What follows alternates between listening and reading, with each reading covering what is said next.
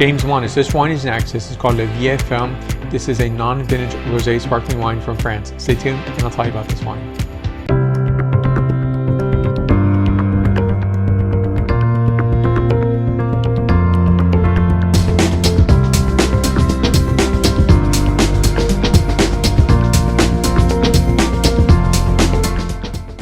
So thank you for watching. So today we have this really nice value price point wine from France. You'll probably have seen this in many retailers throughout the United States, but it's really important to highlight today some good value price point wines. So what I mentioned before, that this is a non-vintage sparkling rosé wine from France.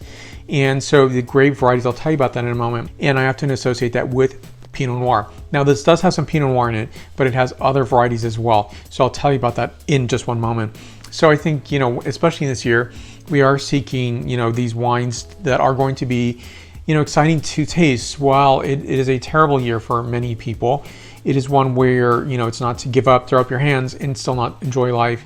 And yes, it's challenging for everyone. So I'm not going to, diminish that. But sometimes it's nice to have a nice glass of sparkling wine, which I have once a week. And that's one guarantee I try to give to myself, or at least one promise. Now, this is a wine that I think is really a nice characteristic wine of a rosé. It's nice and dry. I do not know the exact, say, dosage or the sugar content. I would say this wine, based on the taste, it's, say, anywhere between 8 and maybe 10 grams of sugar per liter. So it actually tastes drier than that, but I'm sure it's in that range. I do not know for sure, but I did check the text sheet and that was not listed. So sometimes I just have to make a guesstimate. So here we go with this wine. Now this is, let me show you the bottle up close. I like the, I definitely like the trend of, clear bottles in a rosé sparkling or a still wine.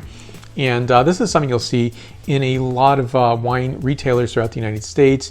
It is a good value price point wine. Otherwise I wouldn't feature it. And I think that's the important thing here is, I think so many people feel like, oh, I shouldn't be spending money on wine, or I should not buy wine in general if it's not going to be good. And there's a notation that you have to spend a lot of money for a good quality wine. And in fact, you do not. You can find some spectacular wines at lower price points. And so, find that fit that works for you in terms of price point and quality, and it should be available, and it should be available in your marketplace. So here we go with this wine. Now this is a constituency of, this is Grenache at 40%, Cinsault at 40%, and 20% of this is Pinot Noir. Now, when I first tasted this, I didn't look at the text sheet, I just wanted to taste it.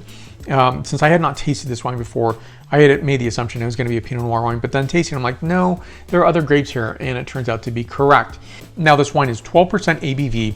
Now this is once blended, the wines are rested in stainless steel, and then the elaboration finishes with a prise de mousse, and then of course bottling. So this wine, you definitely want a tulip shape, so it's going to open up, it's going to give some bubble action, which is really important. And then really the nose is really what's going to inform the palate of the total experience of this wine. So here we go first with the nose characterization. So it's nose of dried citrus peel, a bit of mountain strawberry, and seashell notes and flowers. Next, the palate characterization. So a very dry wine, and characterization is different than I would say if this was a Pinot Noir wine. So on the palate, it's presenting with an opulence of citrus characterization, going to apple notation, a bit of brioche notes, and again, the seashell comes back for minerality, hint of a dash of salinity, if you will. So this wine is a 90-point wine out of 100 points. For more reviews to come, stay connected with me. And between videos, you can find me on Facebook, Twitter, Instagram, LinkedIn, and WordPress. Additionally, you'll find me on my podcast, Apple Podcasts, Stitcher, Spotify, and iHeartRadio. And be sure to give a like down below again. And that's more comments and questions you can list down below. I really appreciate that. And I'll see you in the next video.